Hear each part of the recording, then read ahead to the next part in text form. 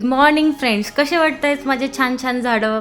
आणि हे बघू शकता सकाळची सुरुवात झाली माझे जेवण बनवण्यात. सो मी सकाळ सकाळी बनवली मटकीची ग्रेव्ही भाजी आणि कोशिंबीर. सो बीटरूट कोशिंबीर मी बनवलेली आहे. बीटरूटला छानपैकी ग्राइंड करून घ्यायचं आहे, दहीमध्ये छानपैकी हलवून घ्यायचं आहे आणि तडका मारायचा आहे.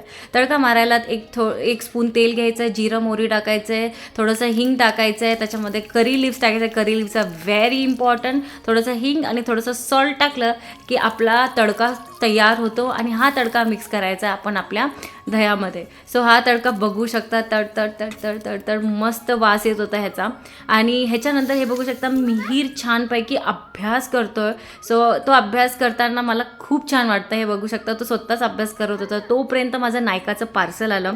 सो मी ऑर्डर केलं होतं के ब्युटीचं डार्क ब्राऊन शेड कलरचं काजळ आणि ब्लेंडिंग ब्रश. सो हे बघू शकता संध्याकाळ झाली, मी छानपैकी रेडी झाले. ही माझी फर्स्ट साडी होती जी मला आईने घेतली होती कॉलेजमध्ये घालायला आणि मी घातलं. ह्याच्यानंतर मीर खूप खुश झाला होता मला साडीमध्ये बघून आणि आम्ही निघालो श्रेयांशच्या बोरनानला. सो श्रेयांशच्या बोरनानचं डेकोरेशन खूप जास्त सुंदर होतं. हे बघू शकता खूप जास्त मेहनत केली होती स्वप्नाने आणि खूप जास्त मजा आली. हे बघू शकता मिहीर आणि श्रेयांश जे आहे ते नर्सरीपासून सोबत आहेत आणि ते दोघं खूप मस्ती करतात, खूप धुमाकूळ घालतात आणि मला खूप छान वाटतं त्या दोघांना सोबत बघून. सो श्रेयांचं बोरनान केल्यानंतर आम्ही आलो आबोलीकडे. सो आबोलीकडे पण बोरनान होतं आणि हळदी कुंकू पण होतं. हे बघू शकता किती गोड दिसते वेदिका आणि तिने खूप सुंदर ड्रेस घातला होता. वेदिकाचं ऑक्शन करत आहे आबोली आणि ऑक्शन केल्यानंतर छानपैकी आम्ही तिचं बोरनान पण केलं आहे कारण की मला जास्त वेळ नव्हता.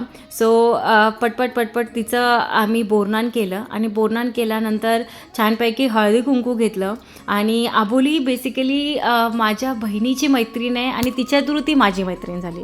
पूजाच्या लग्नामध्ये आम्ही खूप जास्त क्लोज झालो कारण की ती आमच्यासोबत होती ईच अँड एव्हरी स्टेप.